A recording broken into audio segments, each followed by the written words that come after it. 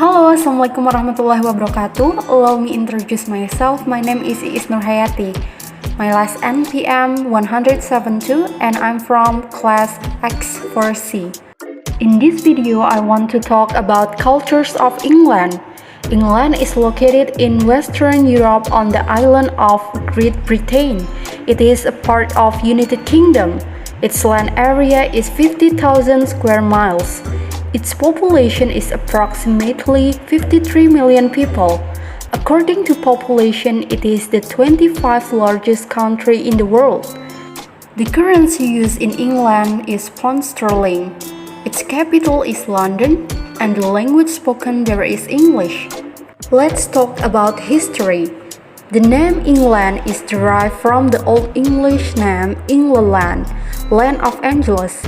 It is believed that the Beaker culture occurred in large area of Western Europe about pottery type and other weaponry. First discovered in England in 2500 BC. Iberians were the first people to settle permanently in this country. In the 10th century, England became a unified state. Its population increased day by day. As the time passed, it progressed, and in the 18th century, it became the world's first industrialized nation. Let's move and we will talk about religion. The religion which is generally practiced in England is Christianity. Christianity was proposed in England when the Romans arrived. When the Romans evacuated, they left behind the Christian culture. In England, the festival of Christmas and Easter are extensively celebrated. Christians celebrate an annual cycle of rites that vary by religious belief. Islam is somewhat also present in England. 10 myths about Great Britain. London wasn't always the capital of the UK. London only became the capital in the 12th century, but the first capital of England was Canterbury, after which it was Winchester until the 12th century. And until the 1700s, Scotland had its own capital, Edinburgh, and Ireland's capital was Dublin. Interestingly, during World War II, the government was moved to Birmingham and the city is referred to as the Second City because of its importance during the Industrial Revolution. It's always foggy in London. Not anymore. Forget the romantic movies from the 1940 and 1950 that you may have seen.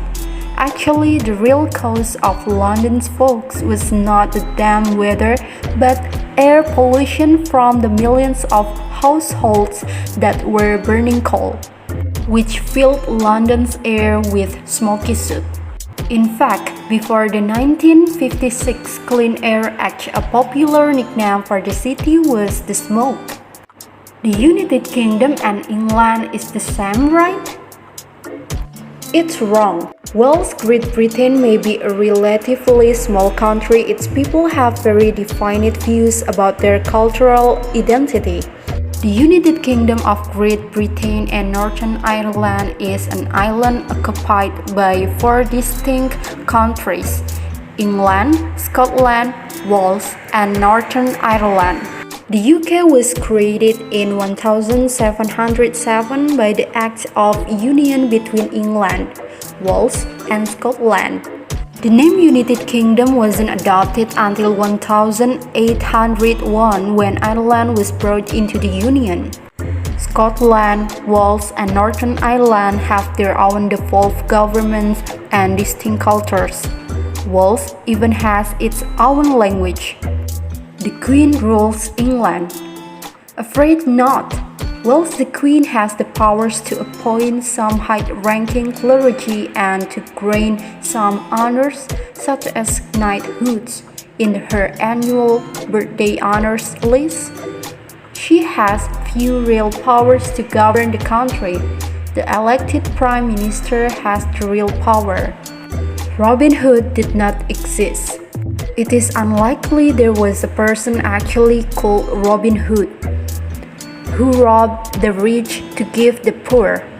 The more likely truth is that writers of the time romanticized fugitives who floated the harsh laws that favored the rich and hunted in the vast areas that the French person was forbidden to enter and robbed from the wealthy. There is evidence that at the time the legend of Robin Hood was born, criminals were referred to as Robin Hood as a nickname as Robin rhymed with robbing. There is an ancient monster in Scotland. The legend of Nessie, the ancient monster that skulks in Loch Ness in Scotland, was supposedly first seen in 1933. Personally, the GB Meg team don't believe in Nessie, which is supposed to be from the lizard family surviving from the Jurassic period. But if you do go in search of Nessie, let us know what you find him. Jack the Ripper's identity was covered up. The serial killer known as Jack the Ripper was clearly real, and the fact that 5 London prostitutes were brutally murdered in 1888 is beyond dispute. However, the identity of the killer, who was never found, remains a mystery. A number of conspiracy theories point to famous people ranging from artist Walter Sickert, author Lewis Carroll, and musician Michelle Maybrick, who was a Freemason. And it is suspected that other Freemasons within the police helped him to cover up his crimes. The other popular theory is that the crimes were committed to cover up a murder committed by a husband who was embarrassed of his wife after she returned to prostitution. So, many theories but not real evidence. Maybe we will never know the true identity of the gruesome killer. Was there a giant in Cornwall? Legend has it sung Michael's Month was the work of Cornish giant called Cormoran, who built a fortified home from where he could terrorize the locals living in the nearby village of Marazion. But one night, local Jack crept over to the island and dug a hole, disguising it with straw. Then, as the legend goes, Jack woke him and made him angry in a bid to get him to walk toward the hole he dug. Stonehenge, the mystery goes on.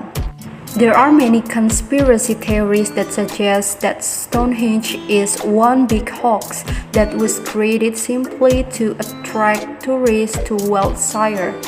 One fact that makes people question the authenticity of Stonehenge is that at least a dozen of the stones have been straightened and re-erected between 1900 and 1960. Restoration work also took place in the 60s when some of the crumbling stones were reinforced with concrete. Whilst the restoration work has been documented, it is not widely promoted, which leads to the conspiracy theory that Stonehenge looks nothing like what it did originally.